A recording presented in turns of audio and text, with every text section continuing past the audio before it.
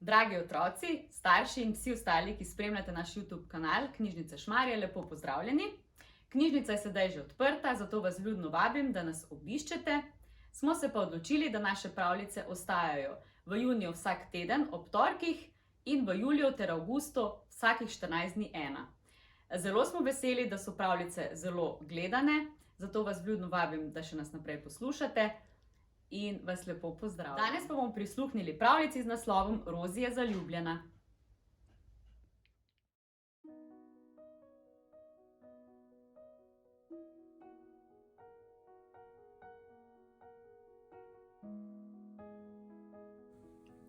Rozi Kokoš je živela mirno življenje na Novakovi kmetiji. Po poklicu je bila šivilja. Vsa perjad, ki je dala kaj nase, je oblačila naročila v njenem butiku. Toda Rozi je imela skrivnost. Zaljubljena je bila v Vinka Goloba. Vinko je bil pismonoša, ki je med službenimi potmi redno obiskoval Rozin kokošnjak. Rozi je vedela, da je ne bo nikoli opazil. Preveč plaha je, pa tudi premajhna in preveč okrogla. Nekega dne se je perjad strašno vznemirila. Na dvorišču se je pojavil plakat. Oznanjal je, da jih bo Vinko Golob nocoj počastil z obiskom. Vinko se vrača z dolge poti, je rekla gospa Kurič. Kokodak, urediti se moram, je pripomnila gospa Kokot.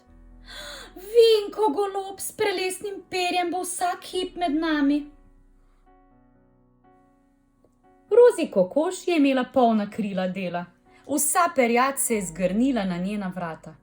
Prva gospa je hotela lepši grebenček, druga je hotela pokazati več perja in niti za minutko ni mogla odložiti dela. Ko se je Vinko pojavil na vratih, je bila vsa perjad kot iz škatlice. Le Rozi ne, saj ji je zmanjkalo časa. Vendar Rozi ni obupala. Odločila se je, da bo najlepša med najlepšimi. Boste že videle, lepotičke, krasno zamisel imam. Vinko me bo končno opazil. Naslednjih nekaj dni in noči je preživela za šivalnim strojem. Rozi si je sešila kostum grlice. Bil je eleganten in lep. Postopala je pred ogledalom in si bila strašno všeč. Ko se je prepričala, da na dvorišču ni nikogar, je v novem oblačilu stopila iz butika in odšla na sprehod.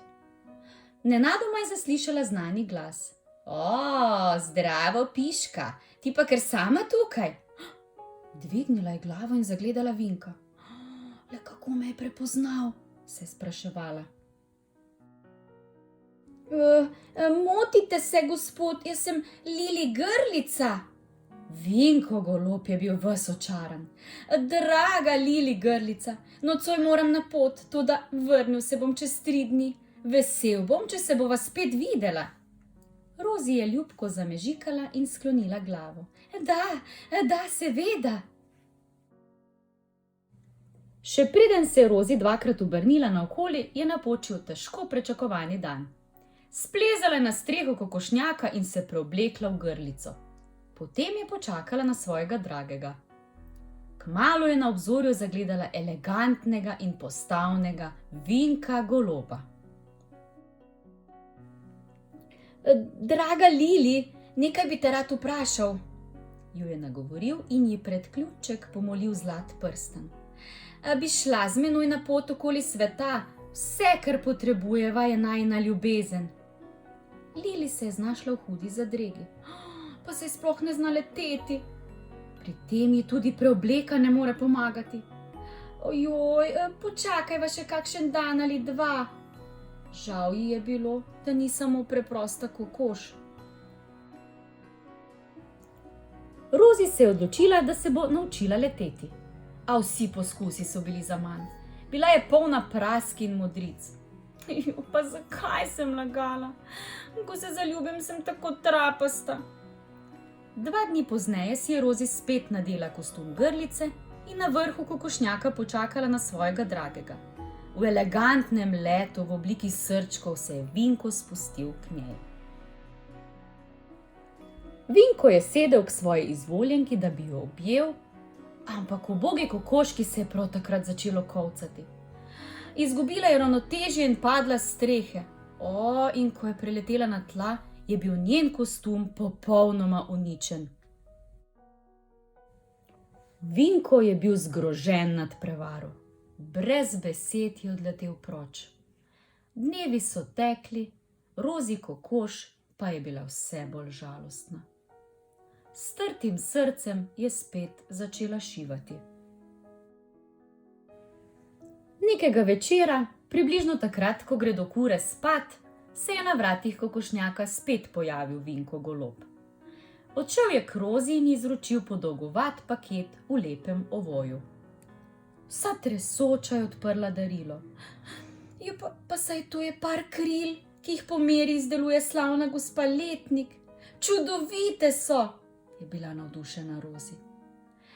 Poslušaj me, draga prijateljica, razlike med nama niso pomembne. Kar šteje je, da te imam rad. Rozi si je nadela krila in s tresočimi nogami stopila na rob strehe. Dajmo, lepotička moja, poleti, ljubezni ne more nič ustaviti, jo je spodbujal Vinko. Rozi je razprla krila in se pognala s strehe. Čez nekaj zamahov je ob sebi zagledala svojega dragega Vinka. Podala sta si krila in odletela. Na Novakovi kmetiji se govori, da sta že 3-krat obkrožila svet.